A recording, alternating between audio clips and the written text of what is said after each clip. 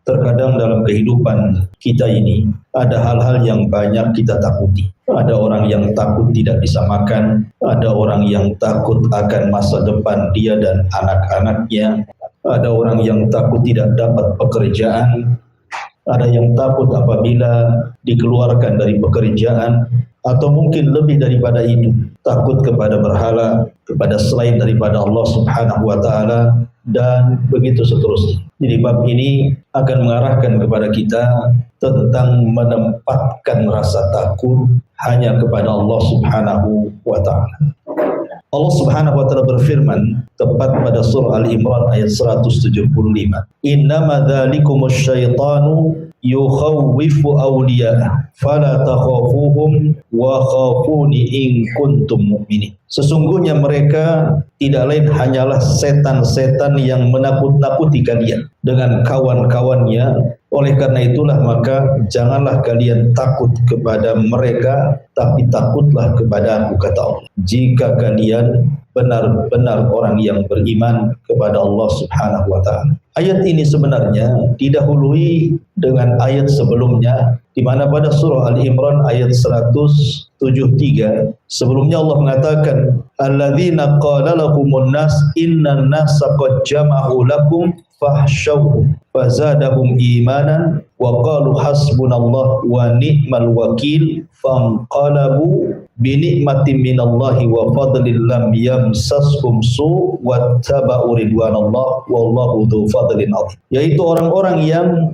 mentaati Allah dan Rasulnya, yang ketika ada orang-orang yang mengatakan kepada mereka orang-orang kafir telah mengumpulkan pasukan, menambah pasukan mereka untuk menyerang kalian, karena itulah takutlah kepada mereka.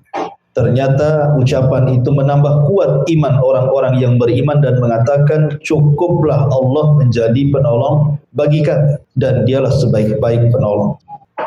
Maka mereka kembali dengan nikmat dan karunia yang besar dari Allah. Mereka tidak ditimpa satu bencana pun dan mereka mengikuti keridhaan Allah dan Allah mempunyai karunia yang sangat besar. Sedikit tentang kenapa Allah Subhanahu wa taala berfirman dalam surah Al-Imran ayat 175 ini. Jadi sebab turunnya begini, Bu.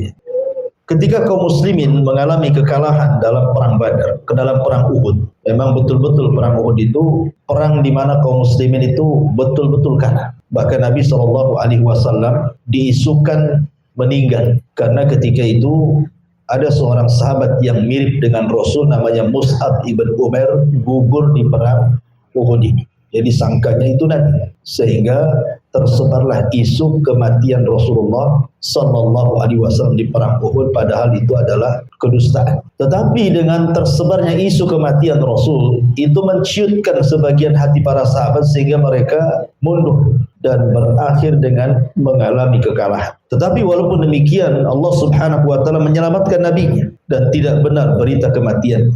Dan begitulah Allah Subhanahu wa taala jadikan kehidupan ini terkadang kalah, terkadang menang. Wa tilkal ayyam nudawiluha bainan nas. Terkadang hari-hari itu diputarkan oleh Allah Subhanahu wa taala. Ketika kemudian kaum muslimin sudah kembali ke Madinah, tiba-tiba kemudian Abi Sufyan ketika itu bicara kepada Abdul Qais, dan Abdul Qais ini seorang pedagang yang selalu berangkat dari Mekah ke Madinah. Jadi Abi Sufyan mengatakan, dan Abi Sufyan itu tokohnya orang Quraisy ketika itu belum masuk Islam, dan dia yang memimpin perang Uhud. Kata Abi Sufyan, "Ndak kemana kau Abdul Qais?" Kata Abdul Qais mengatakan, "Kami dan beberapa teman kami akan pergi ke kota Madinah."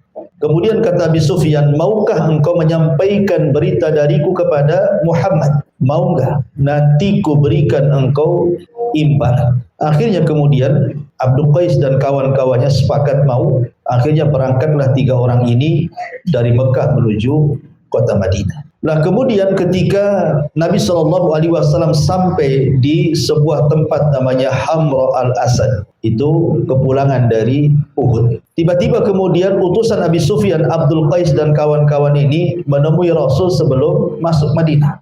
Ketemu di Hamra al-Asad. kemudian menceritakan pesan dari Abi Sufyan bahwa dia dan orang-orang musyrik Quraisy akan datang menyerbu dengan lebih banyak lagi pasukan dibandingkan di perang Uhud, bahkan akan menghabisi Rasul dan seluruh para pengikutnya. Maka Nabi SAW kemudian mencontohkan di hadapan para sahabat bahwa ancaman seperti itu tidak perlu gentar, tidak perlu takut, karena kemenangan itu bukan karena banyak jumlah atau kekuatan, tapi kemenangan itu datang dari Allah. Sehingga Rasul mengatakan hasbunallah wa ni'mal wakil, cukuplah Allah sebagai pelindung kita dan dia adalah sebaik-baik pelindung. Maka para sahabat ketika Rasul mengucapkan kalimat itu semakin teguh keimanan. Tapi rupanya apa yang dijanjikan Abi Sufyan bahwa mereka akan mempasukan besar tidak menjadi kenyataan, hanya gertak saja. Bahkan pasukan yang dibawa tidak banyak, bahkan mereka yang kemudian lari tunggang langgang kembali ke Mekah. Dari sini Allah Subhanahu wa taala katakan sesungguhnya mereka itu tidak lain hanyalah setan-setan yang menakut-nakuti kalian dengan kawan-kawannya dari orang-orang musyrik Quraisy. Oleh karena itulah jangan kalian takut kepada mereka, tetapi takutlah kepadaku jika kalian benar-benar orang yang beriman. Jadi di sini orang-orang kafir Quraisy hendak menakut-nakuti Nabi dan para sahabatnya dengan pasukan yang banyak, persenjataan yang kuat, dan perlengkapan perang yang cukup, dan bisa mengalahkan Nabi dan para sahabatnya. Tentu kalau ini didengar oleh orang-orang munafik ataupun orang-orang yang lemah imannya, setelah mereka mengalami kekalahan tentu mereka akan ciut nyarinya. Tapi Nabi SAW berusaha menanamkan rasa takut hanya kepada Allah. Jangan sampai kalian takut kepada mereka orang-orang kafir. Takutlah kepada Allah Subhanahu wa taala. Dari situlah maka ketika Nabi SAW memberikan contoh bahwa kita tidak boleh takut kepada manusia tapi takutlah kepada Allah, barulah para sahabat kemudian semakin kuat keimanan. Ma'asyiral muslimat yang dimuliakan Allah Subhanahu wa taala. Inilah contoh Rasul sallallahu alaihi wasallam memberikan keteguhan kepada para sahabat untuk jangan takut kecuali kepada Allah. Dan Al-Qur'an itu kita ambil bukan karena sebab turunnya, tetapi karena umum lafadznya. Jadi syaitan itu memang sejak diciptakan dan menjadi musuh bagi manusia, memang dia selalu menakut-nakuti kita. Salah satu contohnya adalah, ibu bisa buka Al-Baqarah ayat 268. Allah Subhanahu wa taala berfirman, "Asy-syaitanu ya'idukumul faqra wa ya'murukum bil fahsya. Wallahu ya'idukum maghfiratan minhu wa fadla wallahu wasi'un alim." Syaitan itu senantiasa memberikan was-was kepada orang-orang yang hendak berinfak, bersedekah, berzakat. Jangan lakukan karena engkau akan mengalami kefakiran. Jadi syaitan itu menjanjikan kefakiran, bahkan memerintahkan kalian untuk berbuat kejahatan. Sementara Allah Subhanahu wa taala menjanjikan kepada kalian ampunan dan karunia karena Allah Maha luas pengetahuan. Imam Nawawi rahimahullahu taala mengatakan, "Laisa lisyaitan silahun 'alal insan." Tidaklah syaitan itu punya senjata untuk melawan manusia kecuali bagaimana caranya menanamkan khauful faqri. Bagaimana manusia itu takut akan kefakiran. Sebab kalau seandainya manusia itu sudah takut akan kefakiran, maka manusia pasti akan berbuat jahat. Dan itu senjata syaitan untuk menakut-nakuti sebelum dia berbuat jahat, ditakut-takuti kefakiran. Makanya kenapa Nabi SAW mengajarkan satu doa, Allahumma inni a'udzubika minal kufri wal faqri wa adzabil qabri. Ya Allah, aku berlindung kepadamu dari kekufuran dan kefakiran serta azab kubur. Memang ada hadis yang ma'ruf di masyarakat, kadal faqru an yakuna kufran. Terkadang kefakiran itu dekat kepada kekufuran. Hadis ini tidak benar, hadis ini dhaif ya. Akan tapi secara makna memang benar bahwa orang-orang fakir itu mudah meninggalkan kewajiban, bahkan bisa meninggalkan agamanya. Dulu kita dapat cerita kan, gara-gara sebungkus sepermi orang bisa murtad zaman dulu ya. Kalau sekarang nggak mulai sebungkus banyak. Kalau sekarang pabriknya baru murtad, dikasih pabrik. Jadi Kadang-kadang kefakiran itu bisa mengakibatkan kekufuran, bisa meninggalkan agama.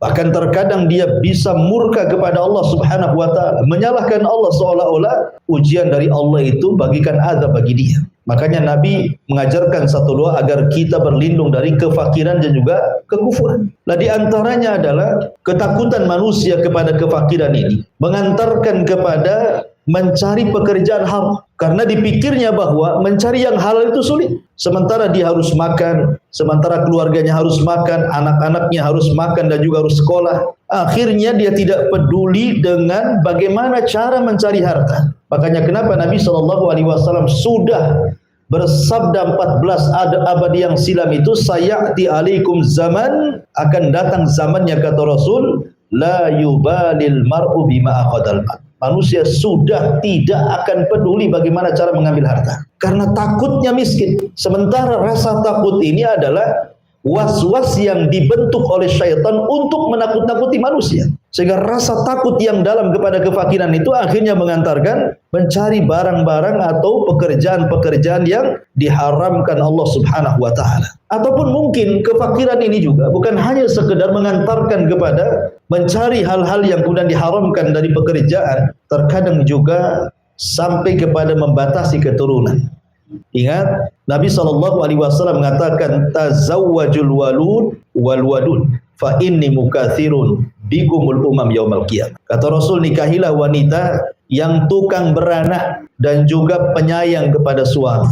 Kemudian Rasul mengatakan, karena saya akan berbangga dengan banyaknya umat pada hari kiamat. Tapi ada sebagian orang yang kemudian berpikir, kalau banyak anak ini, gimana cara ngasih makan? Gimana nyekolahkannya? Takut dia. Takut masa depannya. Pada Allah Subhanahu wa taala mengatakan, nahnu narzuqukum wa iyyahum. Kami loh yang kasih rezeki kalian dan juga anak-anak kalian. Kenapa mesti pusing?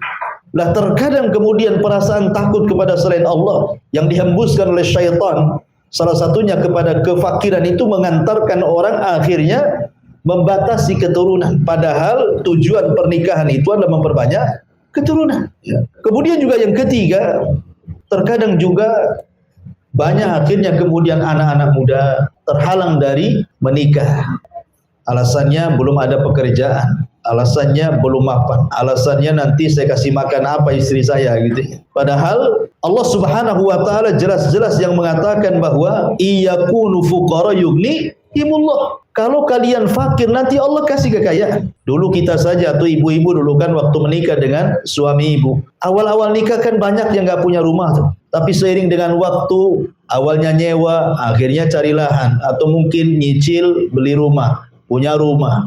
Yang nggak punya kasur sendiri beli kasur, punya kulkas, punya ini, punya itu, akhirnya lengkap satu rumah kan. Nah, siapa yang kasih itu kalau bukan karena Allah Subhanahu wa taala? Dan itu sekali lagi bahwa itu adalah syaitan. Syaitan membisikkan di telinga anak-anak muda supaya menjauhi pernikahan, supaya tabatul, sehingga disuruh maksiat kepada Allah Azza wa Jalla. Karena kalau dia tidak menikah, dia tidak bisa melampiaskan nafsunya kepada yang dihalalkan, akhirnya melakukan hal-hal yang diharamkan Allah Azza wa Jalla. Dari sinilah kemudian Allah mengatakan, ya'idukumul faqra wa ya'murukum bil fahsya.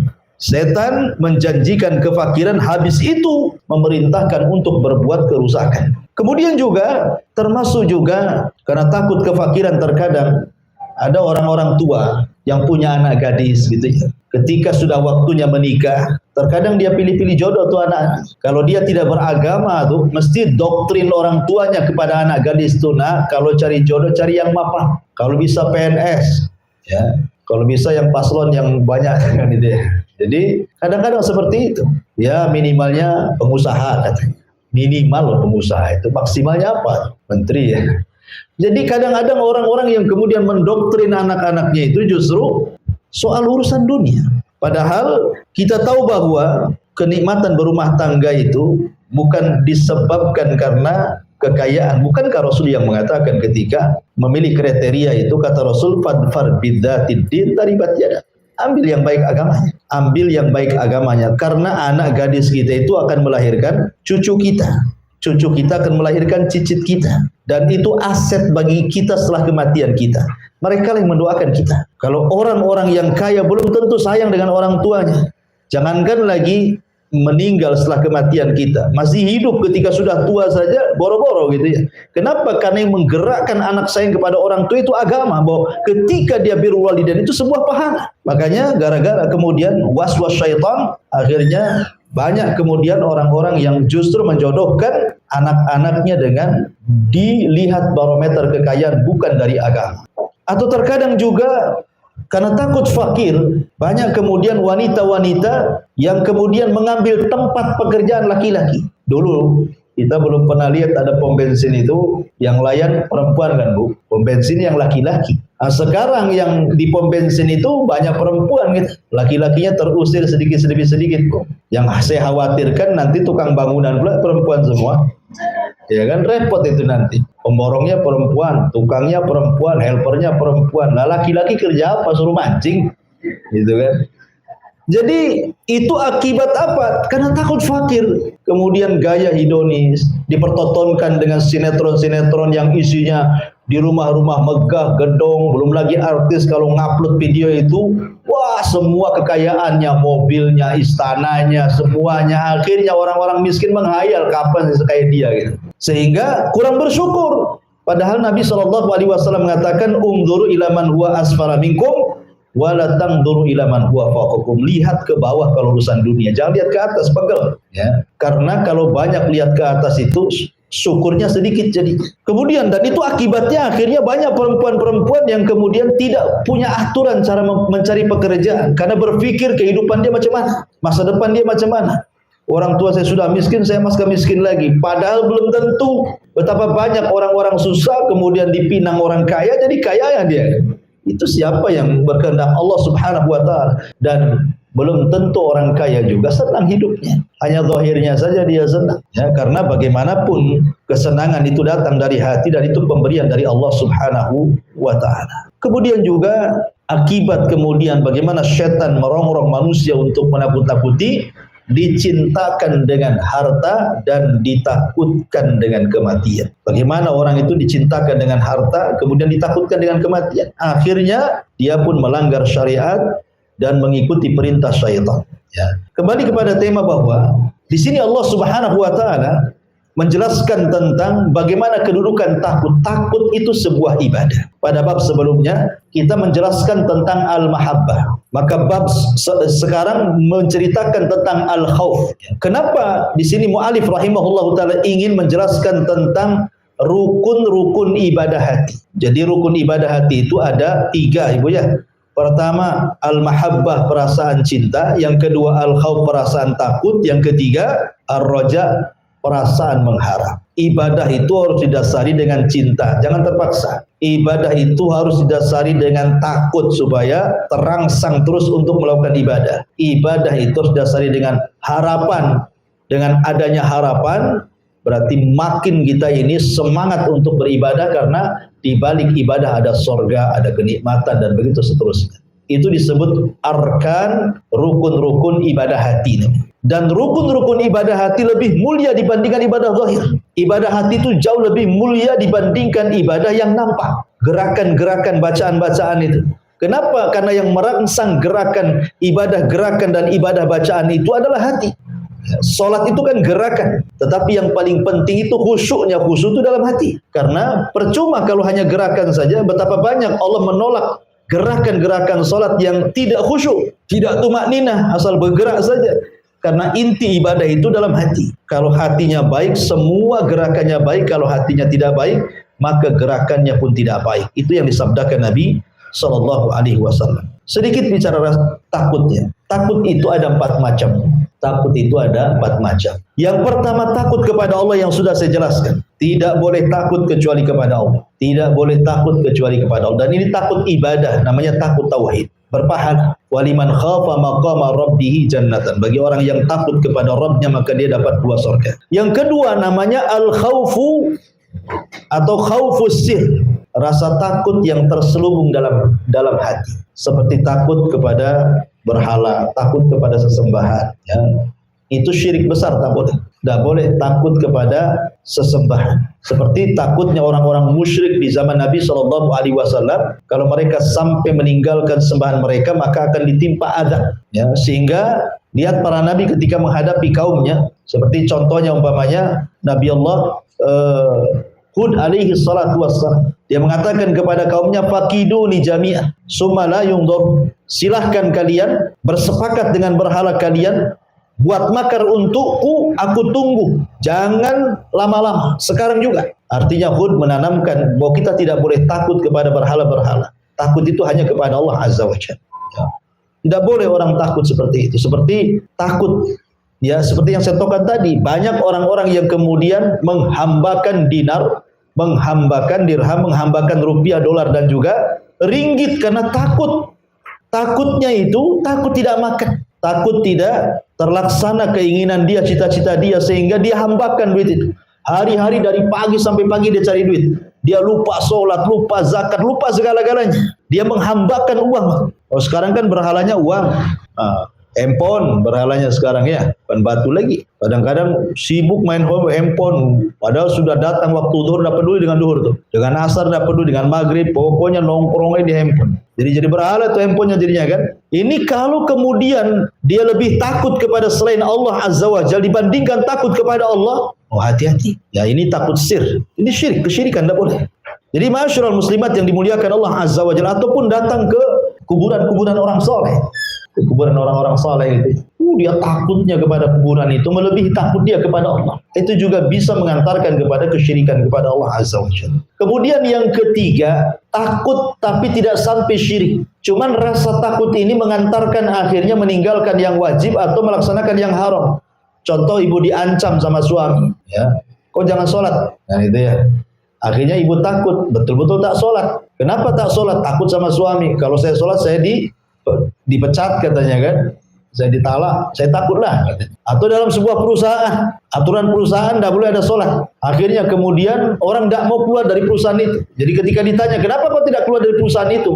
Ya. Bukankah di perusahaan itu ketat tidak boleh sholat? Takut saya kalau keluar nggak ada kerjaan lagi, ya nggak apa-apalah kan itu ya. Akhirnya rasa takutnya meninggalkan yang wajib dan mengerjakan yang haram. Nah, ini takut haram tidak sampai syirik. Ya, takut haram. Dan yang terakhir tentu disebut dengan takut tabiat. Ya wajar ibu takut diancam orang. Ya ada preman ngancam kita takut, itu tabiat. Ya takut sama buaya, apalagi buaya darat gitu ya kan. Jadi kalau memang takut seperti itu tabiat, tidak ada masalah. Tapi yang jelas bahwa dari semua takut itu yang paling utama takutlah kepada Allah Subhanahu wa taala. Kemudian dalil yang kedua, Allah Subhanahu wa taala berfirman, "Innama ya'muru masajidallah man amana billahi wal yaumil akhir wa aqamas salata wa ataz zakata wa lam yahsha illallah fa asa ulaika an yakunu minal muhtadin." Orang-orang yang memakmurkan masjid-masjid Allah hanyalah orang-orang yang beriman kepada Allah dan hari akhir, serta mendirikan salat, menunaikan zakat dan tidak takut kepada siapapun selain kepada Allah. Mereka adalah orang-orang yang diharapkan termasuk golongan orang-orang yang mendapatkan petunjuk. Dalam ayat yang kedua Taubah 18 ini, Allah Subhanahu wa taala ingin menjelaskan kepada kita bahwa orang-orang yang memakmurkan masjid itu ada dua macam. Ada memakmurkan secara fisik, memakmurkan masjid secara fisik, seperti membangun masjid, ikut mewakafkan material-material masjid, entah besinya, entah semennya, entah kerikilnya, entah pasirnya, entah gentengnya, spandeknya, atau apalah yang berkaitan dengan pembangunan. Dan ini besar pahalanya. Sebagaimana Nabi SAW mengatakan, man bana masjidan lillahi kamif hasiqitatin aw asghar banallahu lahu baitan fil jannah. Barang siapa yang membangun masjid walaupun sebesar sangkar burung atau lebih kecil dari sangkar burung, tetap Allah Subhanahu wa taala akan bangunkan bagi dia rumah di surga. Apa maksudnya? Imam Syaukani rahimahullah mengatakan maksudnya, kan tidak mungkin kita pahami secara zahir hadis ini, Bu. Masa barang siapa yang membangun masjid walaupun sebesar sangkar burung, orang aja nggak masuk, ya burung aja yang masuk di situ kan? Ya. Kan tidak mungkin orang bangun masjid segede sangkar burung, seberapalah sangkar burung itu? Maksudnya kata Imam Syaukani hadis ini, maksudnya di sini kinayah bahwa sekecil apapun ibu nyumbang untuk pembangunan masjid, walaupun hanya satu lonjor besi, satu sak semen, satu gerobak pasir, satu gerobak koral, satu lembar spandek gitu ya, satu lembar baja ringan atau apalah kan? itu sudah cukup ibu dibangunkan satu rumah di sorga. Ya, ini yang pertama. Kemudian makna yang kedua, bahwa yang dimaksud orang yang memakmurkan masjid itu memakmurkan secara ruhiyah. Ya, yang pertama membangun fisik ataupun ya tadi membangunkan secara ruhiyah. Ruh kita dibangun di situ. Bukan hanya masjid saja dibangun, ruh kita dibangun dengan sholat kita di situ, dengan baca Quran di situ, dengan kita zikir di situ, akhirnya menghasilkan akhlak-akhlak yang mulia. Ya, karena masjid itu tempat tarbiyah. Orang kalau pulang dari masjid harusnya dia tidak mengucapkan kalimat kotor dan tidak melakukan perkara fasik. Kenapa? Karena Allah yang mengatakan inna sholata tanha 'anil fahsya'i wal munkar. Salat itu mencegah perbuatan keji, ucapan-ucapan kotor dan mungkar, perbuatan fasik. Artinya bahwa pembangunan itu bukan hanya sekedar fisik saja. Ya, ini yang banyak sekali dilakukan di masyarakat kita, masjidnya aja bagus-bagus gitu ya. Masjidnya megah-megah, pakai AC gitu. Luar biasa sekarang masjid di zaman sekarang. Tapi membangun orang-orangnya itu yang kurang. Sehingga banyak masjid bagus kosong dari jamaah. Tahu-tahu yang azan dia, yang imam dia, yang makmum dia gitu. Dia aja gitu, dia saja. Nah, yang lain kemana? Padahal sebenarnya yang paling utama itu membangun ruh dibandingkan fisik. Membangun ruh dibandingkan fisik lebih utama. Ya.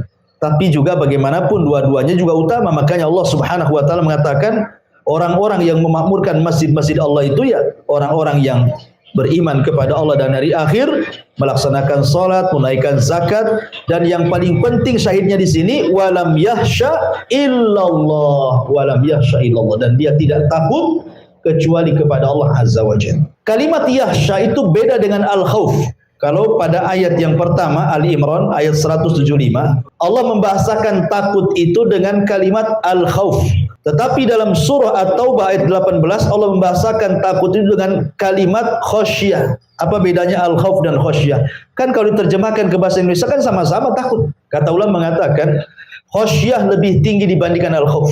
Karena khasyah itu diiringi dengan pengetahuan, dengan ilmu, dan dengan ta'zim, mengagungkan Allah Azza wa Jalla. Di mana orang-orang itu kalau sudah sampai level khasyah, betul-betul dia takut karena diiringi dengan pengetahuan. Maknanya dia tahu apa yang ditakutkan. Makanya kenapa ketika Allah mensifatkan para ulama, Allah mengatakan innama yakhsyallah min ibadihil ulama. Orang-orang yang takut kepada Allah itu mereka para ulama, para penuntut ilmu yang punya pengetahuan. Kenapa? Karena hanya mereka yang tahu apa yang ditakutkan. Ya, manusia kan dua, ada yang takut tapi tidak tahu apa yang ditakutkan.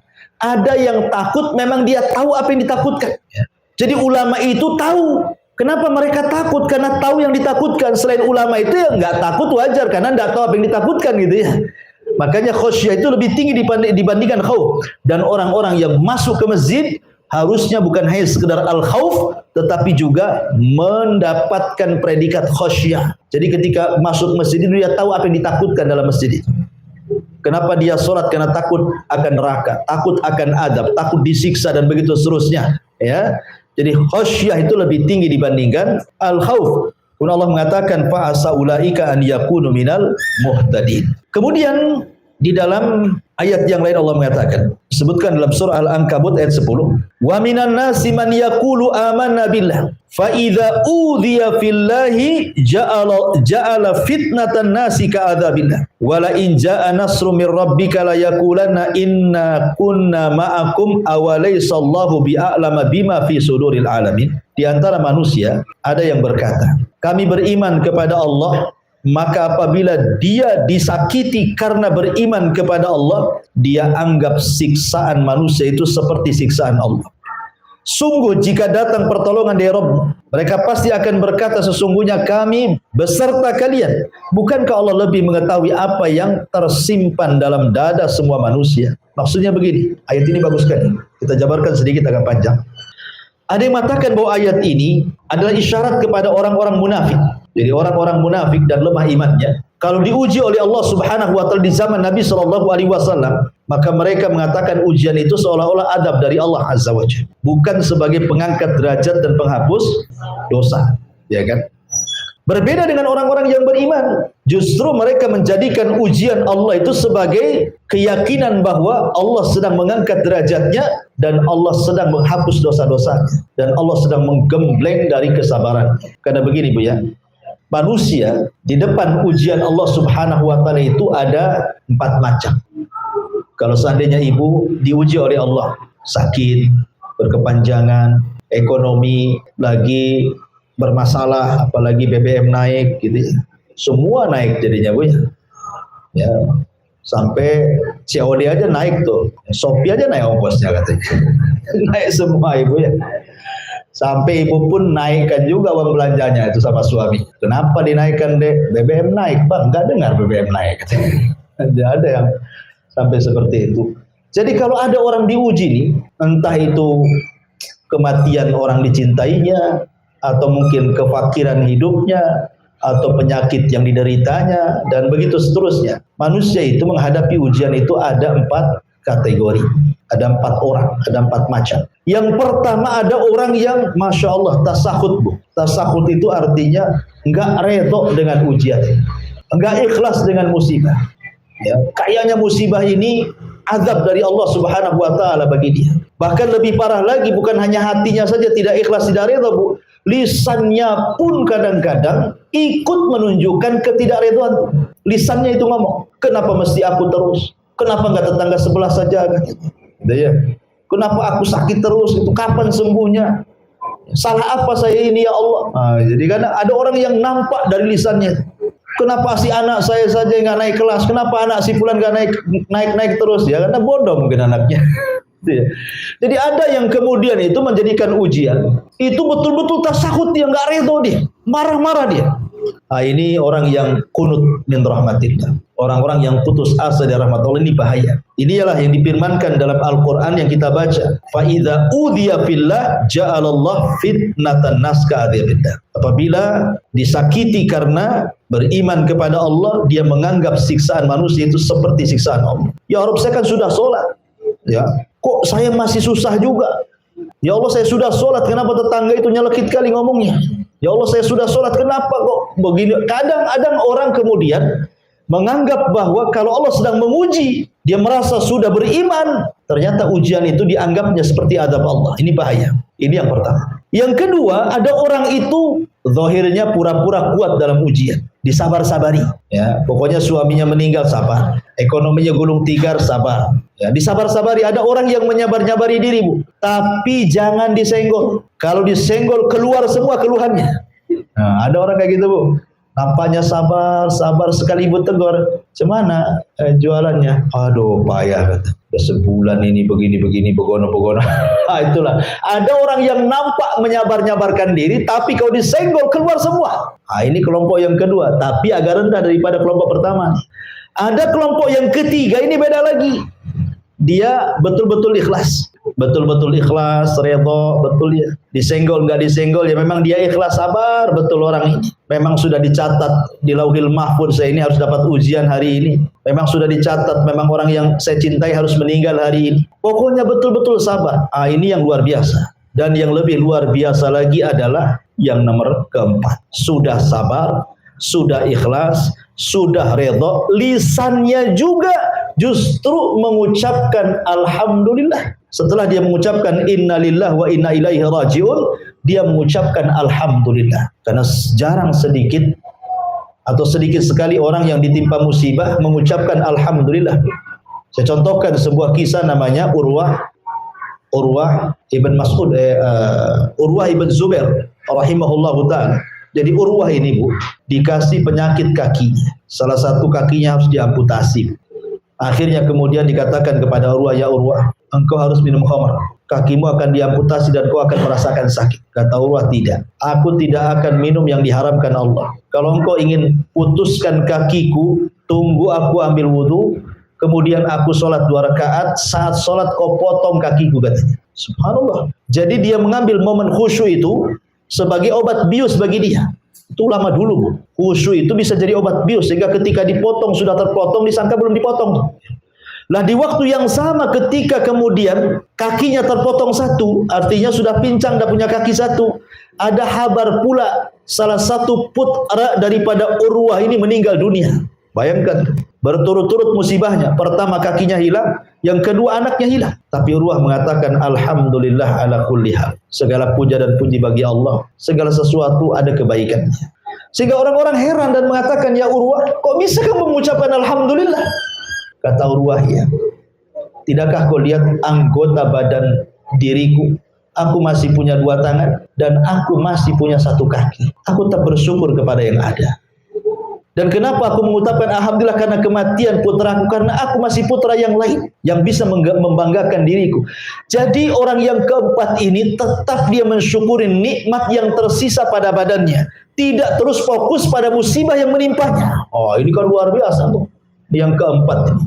Tingkatan menghadapi musibah yang luar biasa yang keempat. Makanya jarang yang keempat ini dilakukan orang, kecuali betul-betul orang yang dirahmati oleh Allah Subhanahu wa taala, penyabar, penyayang gitu ya, redha, ikhlas dan mengatakan alhamdulillah. Mau diapakan lagi?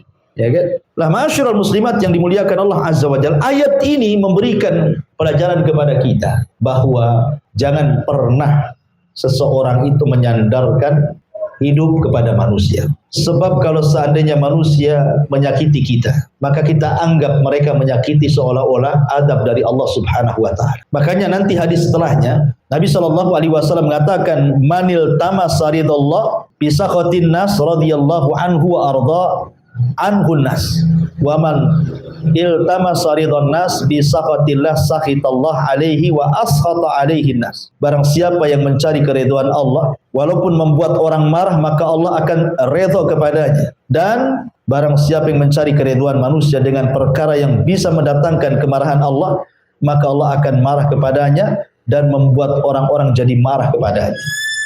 Jadi memuliakan diri sendiri, jangan pernah menyandarkan kepada orang lain. Sebab kalau seandainya orang ini kemudian terputus dari kita, itu sakitnya itu luar biasa dan dianggap ini ujian terberat bagi dia dan ini azab yang Allah timpakan kepada dia. Saya contohkan dari sejarah, Bu ya.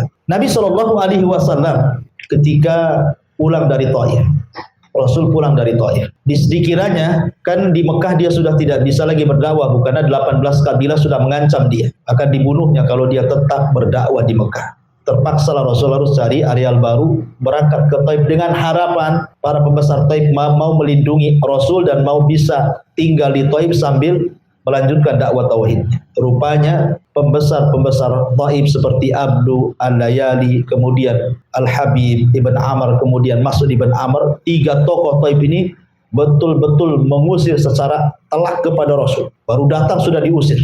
Tidak cukup diusir, dilempari batu. Tidak cukup dilempari batu, anak-anak sudah namburi. Tidak cukup itu, dicaci maki oleh wanita-wanita Taif. Nabi SAW harus kemana coba, Bu? Ke Mekah tidak bisa masuk karena diancam dibunuh. Mau masuk Taif lagi tidak bisa karena dilempari batu. Tetapi tidak pernah keluar dari lisan Nabi SAW sebuah kata-kata bahwa ujian ini merupakan adab dari Allah. Rasul tidak pernah mengatakan, ya Allah, apakah ini balasan orang yang mengemban risalah? Contohnya, ya Allah, apakah begini orang-orang yang kemudian mengemban kenabian dan kerasulan?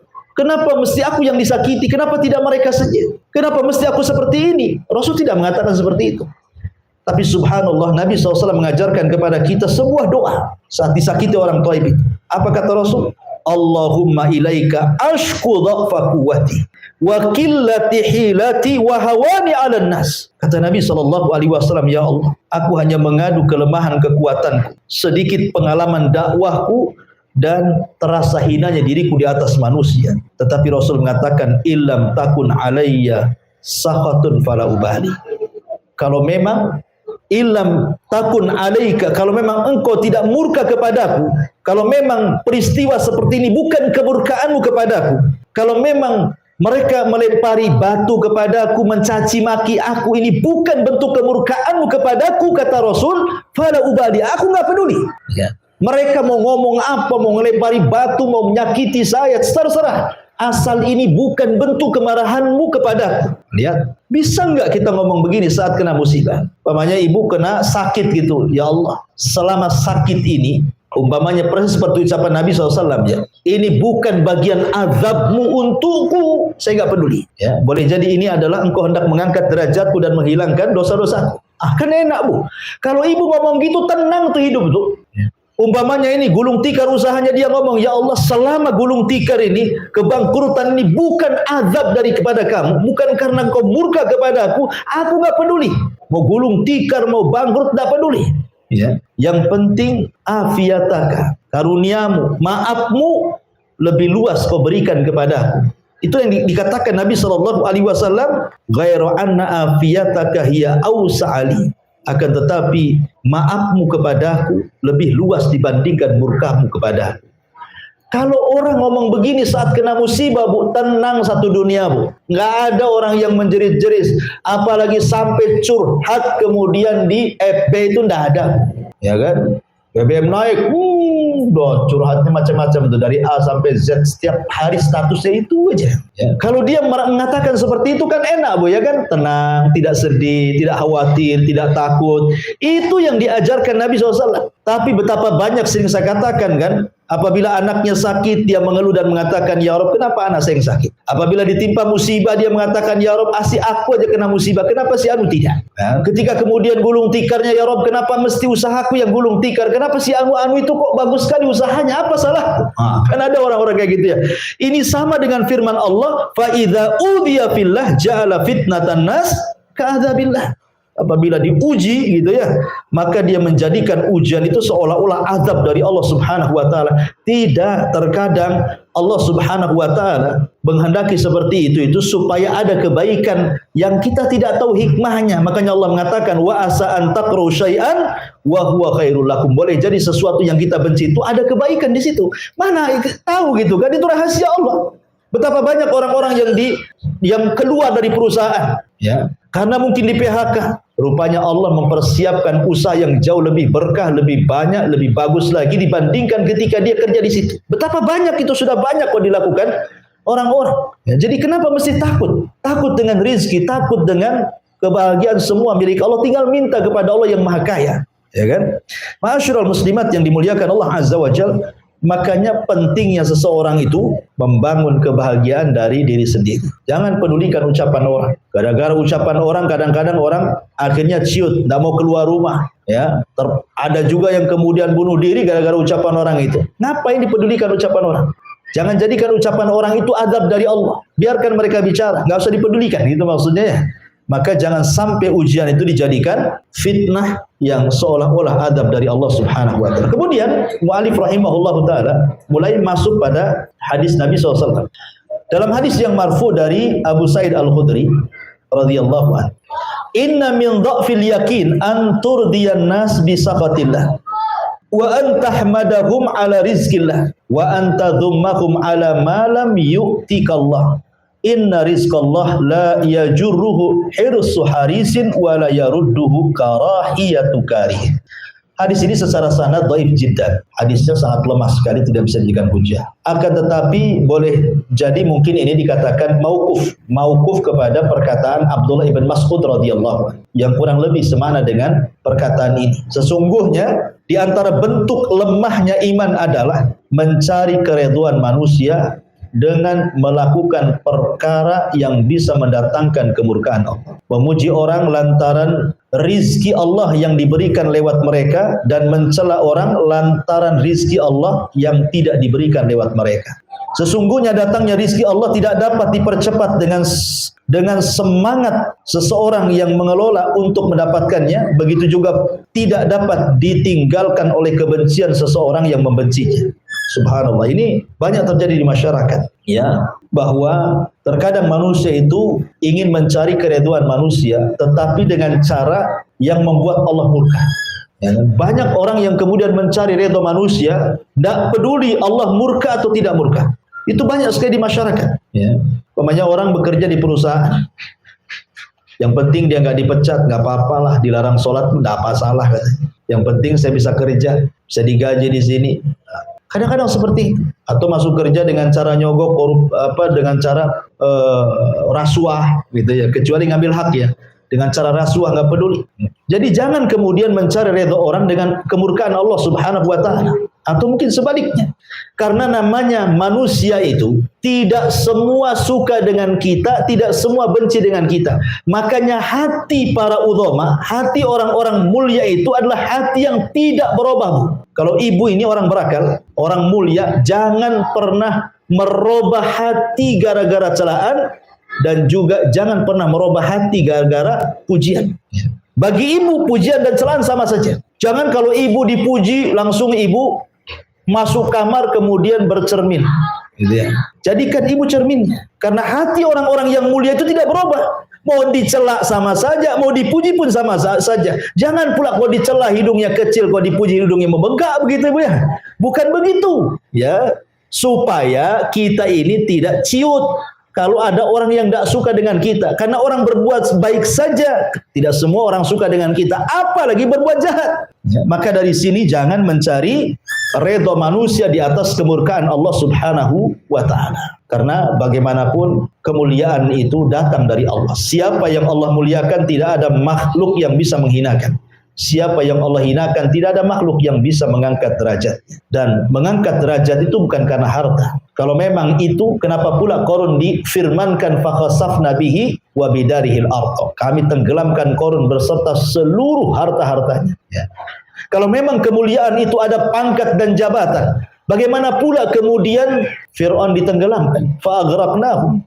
Kami tenggelamkan Fir'aun. Kalau memang kemuliaan itu datang dari kesehatan dan anak-anak yang banyak, kenapa Walid ibn Mughirah difirmankan sa'uslihi saqar, saya akan masukkan kau ke neraka saqar? Kalau memang kemuliaan itu ada pada kesombongan, kekuasaan, kenapa Namrud dibunuh oleh seekor nyamuk yang masuk ke hidungnya, bersarang di otaknya 40 tahun kemudian meninggal? Ya. Semua diadab oleh Allah. Jadi kemuliaan itu milik Allah Subhanahu wa ta'ala. Kalau ingin cari kemuliaan, minta kepada Allah. Jangan minta kepada manusia. Jangan pula minta penilaian manusia. Tidak perlu dinilai manusia.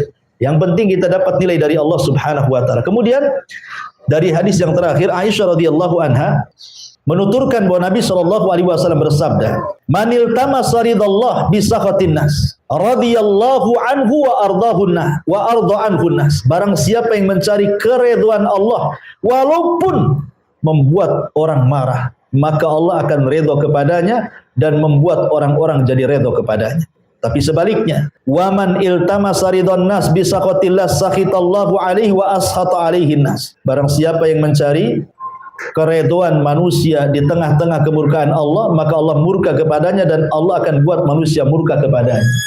Sebenarnya perkataan Aisyah radhiyallahu anha ini adalah balasan surat kepada gubernur, kepada seorang sahabat namanya Muawiyah ibn Abi Sufyan ketika menjadi gubernur di Syam. Jadi Muawiyah bin Abi Sufyan ini mengirim surat kepada Aisyah radhiyallahu anha, "Wahai Aisyah ummul mukminin, berikan nasihat pendek kepadaku, berikan wasiat pendek, nasihat pendek kepadaku." Maka Aisyah radhiyallahu anha kemudian menulis dari Aisyah ummul mukminin kepada Muawiyah bin Abi Sufyan, "Amma ba'du, aku sesungguhnya mendengar sabda Nabi sallallahu alaihi wasallam, barang siapa yang mencari keridhaan Allah walaupun membuat orang marah, maka Allah akan ridha kepadanya dan membuat orang akan ridha kepadanya. Dan barang siapa yang mencari keridhaan manusia dengan perkara yang mendatangkan kemarahan Allah, maka Allah akan murka kepadanya dan Allah akan jadikan manusia juga murka kepadanya." Jadi ini isi surat kepada Muawiyah dari Aisyah radhiyallahu anha ummul mukminin. Dan dari sini ada pelajaran bahwa sekali lagi jangan pernah takut kecuali kepada Allah. Katakan ibu yang benar walaupun manusia marah. Selama perkataan ibu ini hak, ibu mengajak dakwah kepada tauhid keluarga, walaupun satu keluarga benci sama ibu, tidak ada masalah. Ya, umpamanya ibu ada keluarga yang masih awam terhadap tauhid, masih syirik, masih datang ke dukun, masih percaya tangkal, masih percaya dengan nenek moyang. Ibu dakwai mereka, nggak boleh ini syirik, nggak boleh ini berselisih kepada sunnah. Akhirnya ibu dibenci sama keluarga, nggak apa-apa. Yang penting ibu dapat keridhaan Allah Azza wa Jalla. Daripada ibu diamkan, yang penting keluarga dekat dengan ibu tapi keluarga syirik dibiarkan. Janganlah nanti kalau saya kasih tahu nanti pula saya pula nanti jauh dari keluarga. Itu namanya mencari keridhaan manusia di atas kemurkaan Allah tuh. Ya, sampaikan yang benar, qulil haq walau kana murra. Sampaikan kebenaran walaupun itu pahit rasanya. Kadang-kadang menyampaikan yang hak itu memang perlu pengorbanan. Ya, perlu pengorbanan. Ya, terkadang konsekuensinya tadi akhirnya dijauhi orang, akhirnya dibilang macam-macam. Nabi loh dibilang gila, penyair, tukang tenun, penyihir. Gara-gara apa? Menyampaikan tauhid, menyampaikan yang benar. Yang penting Allah redha, sekalipun satu dunia benci, tidak ada masalah. Itulah perkataan Nabi SAW tadi, illam takun alayya sakhatun fala ubali, selama engkau tidak murka kepadaku, aku gak peduli. Ya, itulah yang harusnya jadi prinsip hidup bagi kita semua. Wallahu alam.